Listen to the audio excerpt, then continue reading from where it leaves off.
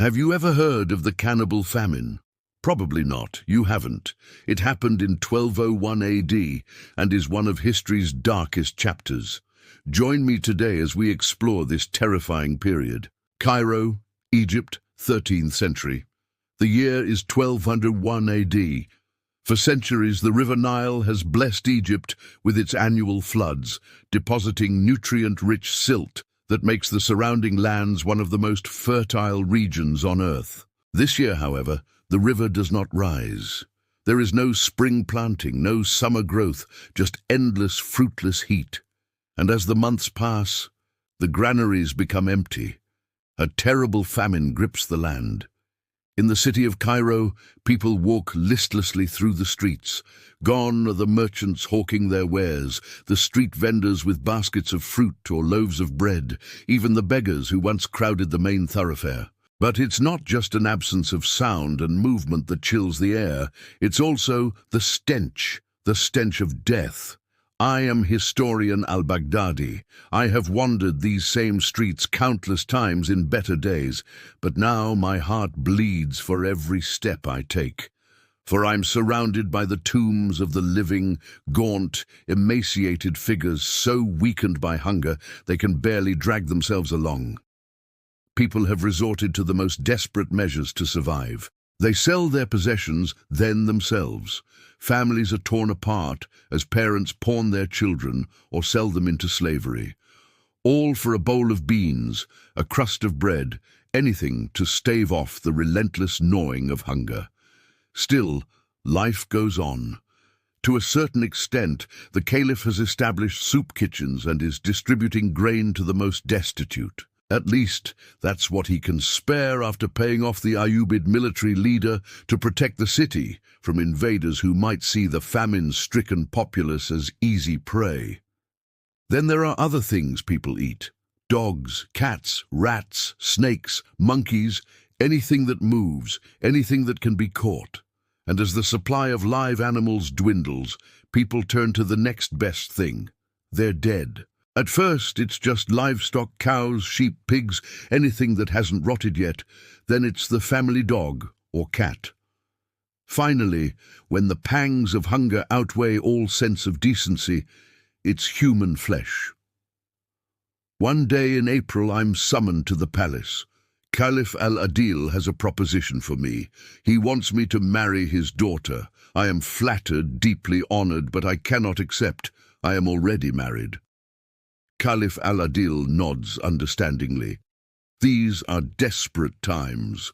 People will do anything to ensure the continuation of their bloodline, so he releases me from my obligation.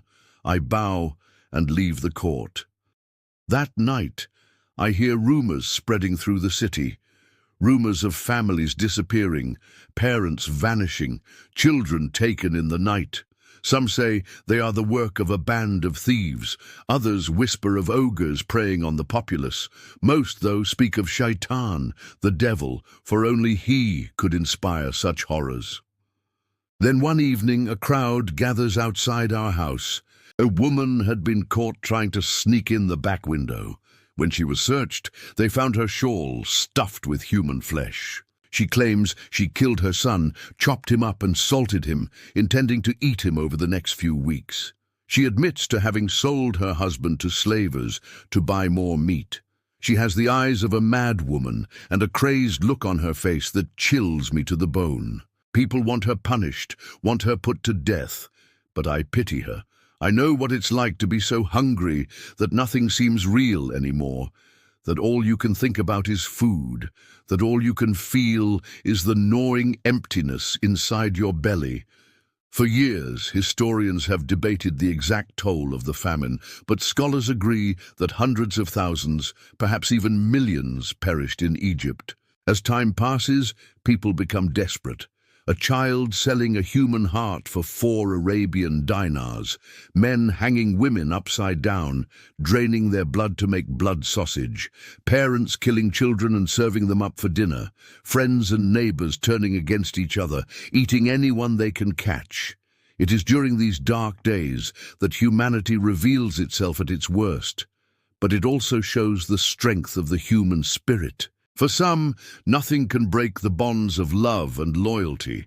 I have seen friends risk their lives to save another.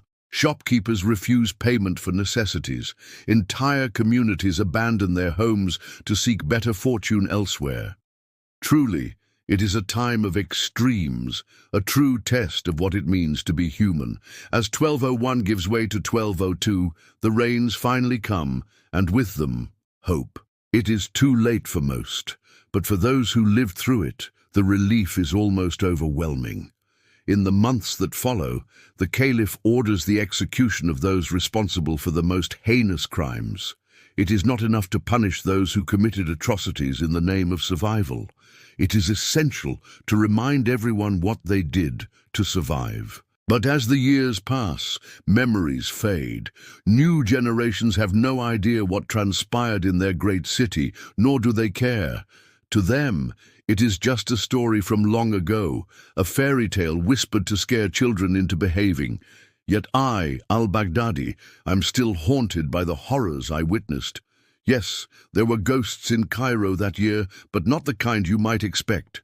They weren't spirits that walked the earth or specters that rattled chains. They were the people I once knew, my friends, neighbors, and colleagues, the very best of humanity. Yet when pushed to the edge, they revealed what we are capable of. And that, my friends, is far more terrifying than any ghost story.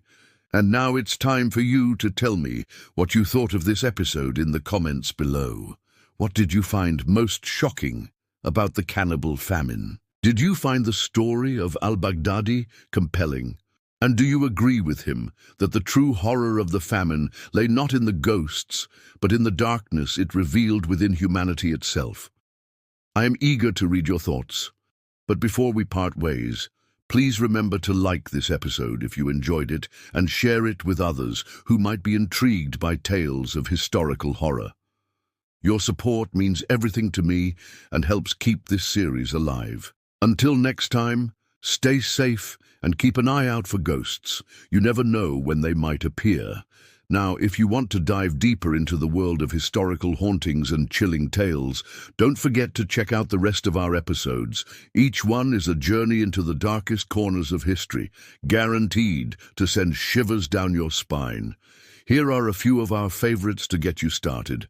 And now, my friends, it's time to say goodbye. But before you go, I invite you to join our growing community on social media. It's a place where history comes to life, and you can connect with fellow enthusiasts like yourself. Share your love for all things historical and get ready to be spooked. Stay safe, and I'll see you soon.